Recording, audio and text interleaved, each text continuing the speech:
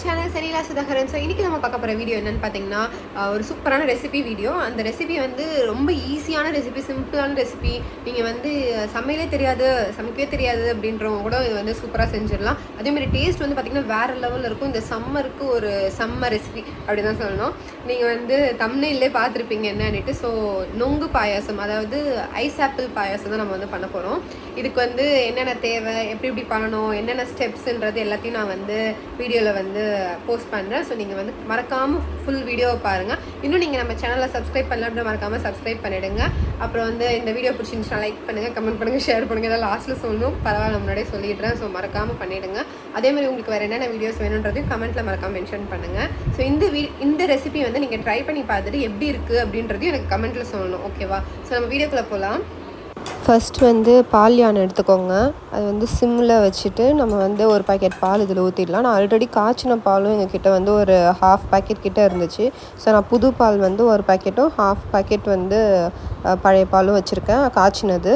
இப்போ வந்து நொங்கு எடுத்துருக்கோம். நொங்கு வந்து எலசாக இருக்கும் நொங்கெல்லாம் வந்து தனியாக பிரிச்சுக்கோங்க. கொஞ்சம் ஹார்டாக இருக்கிறத தனியாக பிரித்து வச்சுக்கோங்க. ஸோ ஹார்டாக இருக்கிறதெல்லாம் நான் வந்து மிக்சியில் போட்டு நான் வந்து கிரைண்ட் பண்ணிக்க போகிறேன். பிகாஸ் அது பீஸ் போட்டால் நமக்கு வந்து கொஞ்சம் ஹார்டாக இருக்கும் சாப்பிடும்போது. அது கூட வந்து நான் கொஞ்சம் சுகரும் ஆட் பண்ணிக்கிறேன். ஆட் பண்ணிவிட்டு ஒரு 2 ஏலக்காய் வந்து நான் ஆட் பண்ணிட்டேன். போட்டு 3த்தையும் வந்து நம்ம கிரைண்ட் பண்ணி எடுத்துக்கலாம். நான் கொஞ்சம் வாட்டர் ஆட் பண்ணி கிரைண்ட் பண்ணேன். பிகாஸ் அது அப்படியே வந்து ரொம்ப ஹார்டாக இருந்தது, கரையவே இல்லை. உங்களுக்கு நொங்காக இருந்துச்சுன்னா நீங்கள் வந்து ஈஸியாக அரைச்சிடலாம். இப்போ பால் வந்து பார்த்திங்கன்னா நல்லா கொதிக்கணும். கொதிக்க நீங்கள் ஏடுலாம் எடுத்து விட்டு மிக்ஸ் பண்ணிகிட்டே இருங்க. கொஞ்சம் நல்லா திக்காகணும் பால்.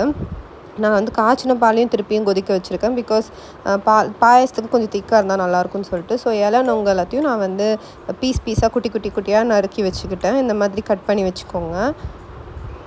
அதுக்கப்புறம் வந்து பால் வந்து காய்ச்சினதுக்கப்புறமா எல்லாத்தையும் ஆற வச்சுருக்கேன்.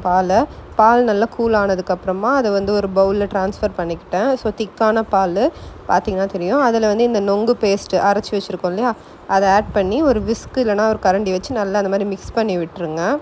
மிக்ஸ் பண்ணிட்டக்கப்புறமா நம்ம இப்போ மில்க் மேட் ஆட் பண்ண போகிறோம். ஸோ ஸ்வீட்னஸ்க்கு ஏற்ற மாதிரி மில்க் மேட் ஆட் பண்ணிக்கோங்க. நான் சுகர் கம்மியாக தான் ஆட் பண்ணேன். ஸோ மில்க் மேட் நிறையா ஆட் பண்ணிட்டு நல்லா எல்லாத்தையும் மிக்ஸ் பண்ணி விட்டுருங்க.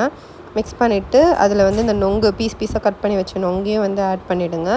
இதுக்கு மேலே கார்னிஷிங்க்கு நான் வந்து நட்ஸ் எல்லாம் வந்து ஸ்க்ராப் பண்ணி எடுத்துக்க போகிறேன். இந்த ஸ்க்ராப்பர் வந்து நான் மீஷோவில் தான் வாங்கியிருந்தேன், கம்மி தான் ரேட்டு. இதில் அழகாக நம்ம போட்டு ஸ்க்ராப் பண்ணோன்னா நல்லா துருவலாக வந்துடுது. இப்போ இந்த மாதிரி நட்ஸு, நான் பாதாமும் கேஷ்யூஸும் நான் வந்து இந்த மாதிரி துருவி எடுத்துக்கிட்டேன். இப்போ இது எல்லாத்தையும் வந்து நம்ம நுங்கு பாயசத்துக்கு மேலே வந்து அப்படியே கார்னிஷிங்க்கு அப்படியே தூவி விட்டுக்க போகிறோம். இப்போ தூவி விட்டுட்டு இதை நீங்கள் என்ன பண்ணணும்னா நல்லா ஃப்ரீஸ் பண்ணணும். அதாவது ஒரு 1 hour ஆச்சும் நம்ம வந்து சில்லுன்னு வச்சுட்டு ஃப்ரிட்ஜில் வச்சுட்டு சர்வ் பண்ணோம் அப்படின்னா வேறு லெவலில் இருக்கும். நான் இதை இப்போ ரெடி பண்ணிவிட்டு நான் வந்து இதை ஃப்ரிட்ஜில் வச்சுட்டேன். நல்லா கூல் ஆனதுக்கப்புறமா நான் வந்து இதை பாப்புக்கு எடுத்துகிட்டு போயிட்டு இப்போ சர்வ் பண்ண போகிறேன்.